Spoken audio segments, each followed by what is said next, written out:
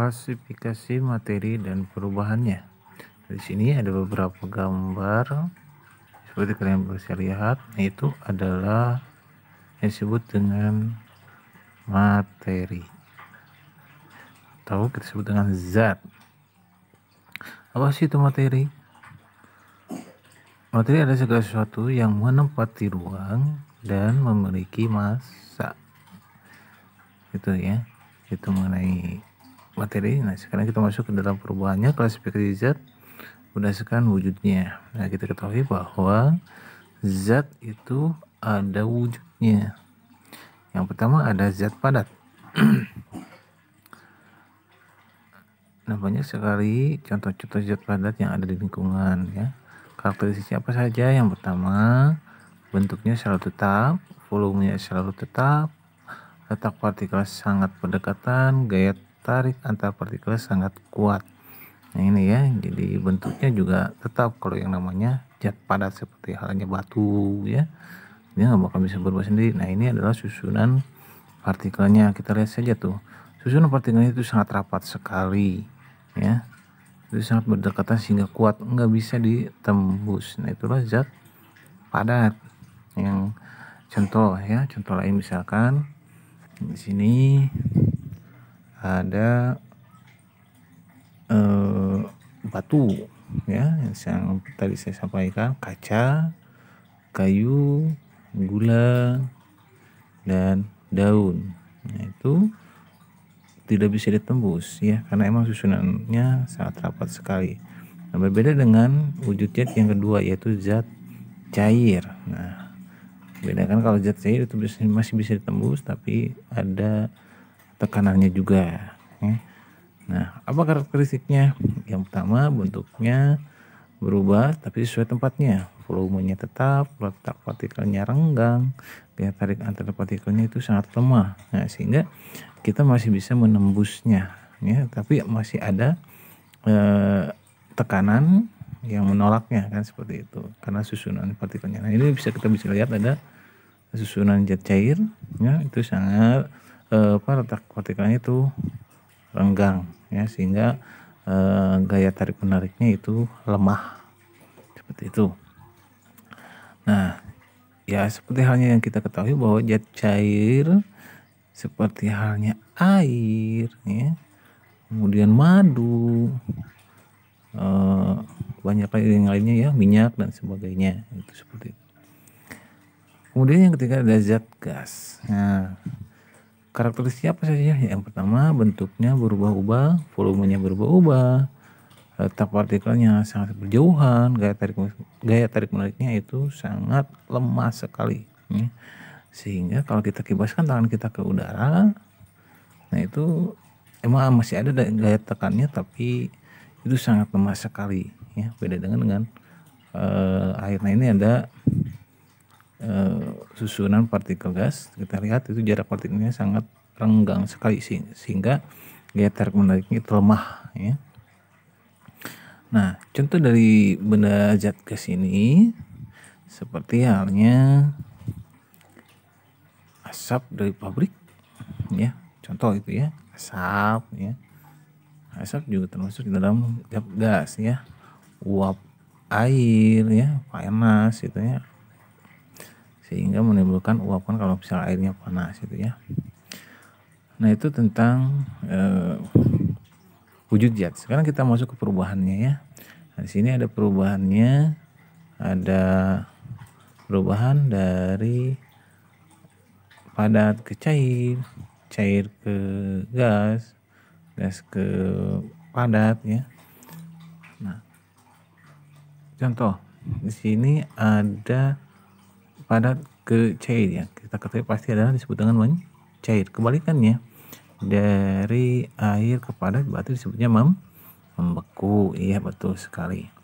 Kalau misalkan dari air ke uap berarti disebutnya adalah menguap ya. Nah, begitu sebaliknya, kalau misalkan dari uap ke air disebutnya mengembun ya. Kemudian kalau dari padat menjadi gas itu disebutnya adalah menyublim. Nah, kalau misalkan dari gas ke padat itu sebutnya adalah mengkristal, seperti itu. Ya, banyak contohnya, nanti akan saya jelaskan contohnya seperti apa. Nah, contoh dari membeku misalkan air menjadi es, itu membeku. Kebalikannya, es bisa mencair, itu disebut dengan mencair, ya. Kemudian dari air menguap, seperti air yang dididihkan itu menguap, disebut dengan menguap, ya. Kemudian yang menguap menjadi air, contohnya adalah embun pagi, itu kalau malam hari cuaca dingin sehingga membuat uap menjadi air.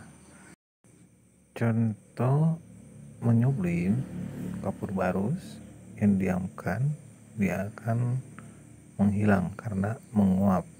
Contoh dari mengkristal, misalkan knalpot yang mengeluarkan CO2, dia akan mengendap knalpotnya sehingga di knalpot berwarna hitam, seperti itu.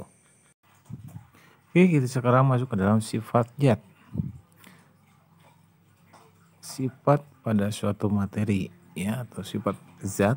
Nah, itu dibagi kepada dua, ada sifat fisika dan ada juga yang disebut dengan sifat kimia, ya. Kalau sifat fisika kita bisa lihat tadi dari wujudnya, ya, kan. Nah, ciri khas suatu zat yang dapat diamati tanpa mengubah susunan zat atau komposisinya. Bisa dilihat dari wujud zatnya, warnanya, masanya, daya hantar listriknya, suhunya, dan kelarutannya. Itu dari sifat fisika. Nah, seperti halnya sifat kimia. Nah, itu menghasilkan zat baru. Kalau misalkan sifat fisika itu tidak menghasilkan zat baru tetap, ya. Kalau sifat kimia itu menghasilkan zat baru. Kemudian ciri-cirinya itu membentuk zat baru sifatnya berbeda dengan zat yang sebelumnya. Jadi dia akan berubah menjadi zat yang berbeda, ya. Contoh misalkan nasi jadi basi, seperti itu, ya. Mudah terbakar, korosi, dan sebagainya. Itu contoh-contoh dari perubahan kimia, seperti itu, ya anak-anakku. Nah, perubahan fisika dalam kehidupan sehari-hari itu seperti apa saja? Ya, pertama, es, ya, itu berubah menjadi air, maka disebutnya dengan, ya, betul sekali, dengan mencairnya. Apakah air bisa jadi es lagi? Bisa, ya, disebut dengan membeku, ya, jadi dia bisa kembali seperti semula. Kemudian beras jadi tepung, ya, walaupun sudah berubah tapi zatnya masih tetap beras. Kayu jadi kursi, kursinya bisa jadi kayu lagi. Lilin yang meleleh juga itu bisa kembali lagi menjadi bentuk zatnya masih tetap, ya, lilin situ walaupun sudah dibakar. Beda lainnya dengan perubahan kimia, ya. Kertas yang dibakar jadi abu, apakah bisa jadi kertas kembali? Itu menjadi berubah karakteristiknya berubah, ya. Kemudian buah yang jadi busuk, kalau udah busuk kan mau menjadi buah lagi. Besi yang berkarat, ubi berubah menjadi tape, itu kan. Nah, tapi nggak mungkin lagi jadi ubi, ya, seperti itu. Nah, contoh nih, ada contoh soal, ya, dalam pembahasan. Ibu membuat kopi untuk ayah, 1 sendok kopi bubuk dan 1 sendok gula pasir dimasukkan ke dalam cangkir, kemudian dituangkan air panas setengahnya sehingga menjadi air kopi yang manis dan berbau harum, ya.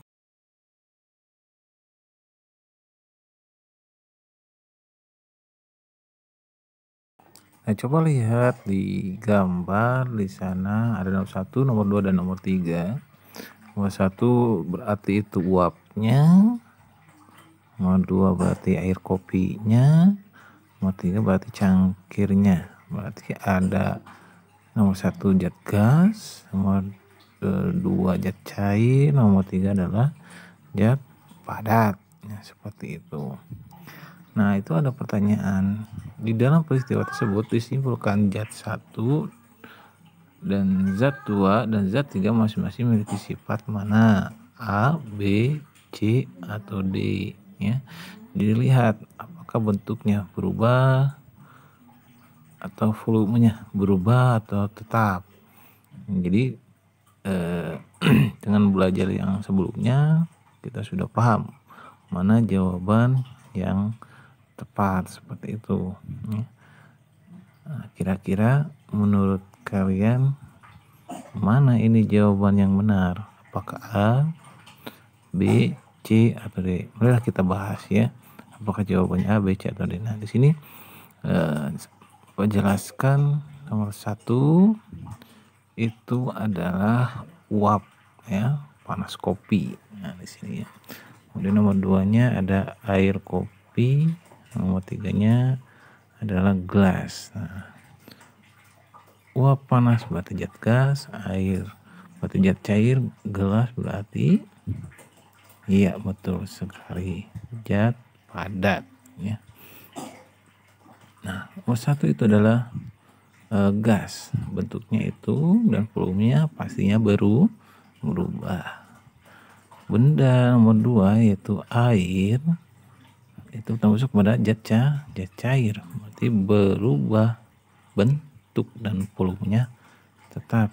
Kemudian yang ketiga adalah zat padat cangkirnya ya, berarti bentuk dan volumenya tetap seperti itu. Nah, tinggal kita lihat mana jawaban yang benar adalah C ya, itu sesuai dengan penjelasan di atasnya. Oke, kita coba contoh soal yang kedua.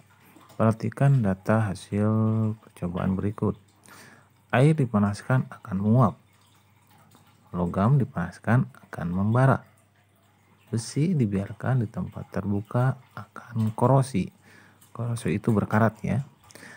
Garam dibuat dengan mencampurkan asam dan basa. Nah, dengan campuran asam basa apakah menjadi garam ya? Sesuai data tersebut yang termasuk dalam perubahan kimia adalah kita ketahui tadi disampaikan bahwa perubahan kimia itu intinya dia tidak bisa kembali lagi ke semula dan sifatnya tidak berubah seperti itu ya, paham? Sesuai data tersebut yang termasuk dalam perubahan kimia adalah A1 dan 2, B1 dan 3, C2 dan 3, D3 dan 4 ya. Oke, kita bahas. Yang pertama ada air, dipanaskan akan menguap. Nah, ini berarti perubahan fisika ya. Kita tadi sudah sampaikan. Logam dipanaskan akan membara. Nah, itu adalah perubahan fisika. Besi dibiarkan di tempat terbuka akan korosi. Nah, ini termasuk dalam perubahan ya betul kimia, karena kalau namanya besi sudah korosi itu tidak mungkin dia kembali lagi menjadi besi ya, harus dihempas habis nantinya. Garam dibuat dengan mencampurkan asam dan basa, yang berarti netral garam itu ya.